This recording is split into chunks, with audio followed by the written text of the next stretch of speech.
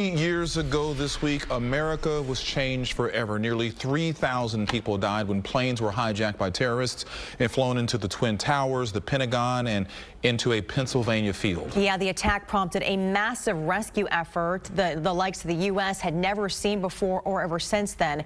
That effort has now changed how agencies respond to disasters. KPRC2 Robert Arnold live in College Station, where folks are being trained to handle these types of disasters. Robert? This is Disaster City, where everything from train derailments to collapsed buildings are recreated to help train one of the most elite search and rescue teams in the world. This is where Texas Task Force 1 trains, and that task force was one of the first to climb the wreckage of the World Trade Center to search for survivors following the 9/11 attacks. And that effort is very much a part of this training ground. The enormity of it all was overwhelming. Chuck Jones remembers the moment he laid eyes on the wreckage of the Twin Towers. For a few seconds, you think about all the lives that were lost and how are we ever going to find these people? Jones is still a member of Texas Task Force 1 and has responded to dozens of disasters since 9/11. I'm glad I'm still doing it.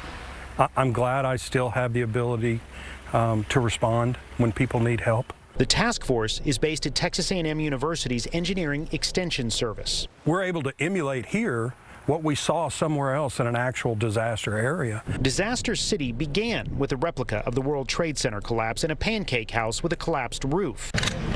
In the more than 2 decades since, the city now has more than 100 training props, including a mock-up of a building hit by the blast created during the West Texas explosion.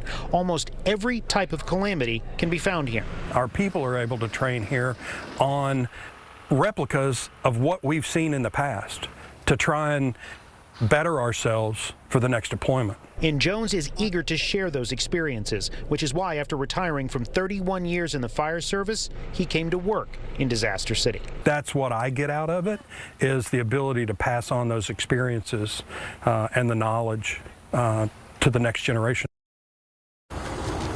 And it's not just search and rescue. The task force has been called in to shore up buildings so investigators can safely walk inside to begin searching for causes to certain tragedies. And it's not just the task force. You have firefighters, paramedics, rescue specialists, as well as engineers and doctors from around the world that also come to this facility for training.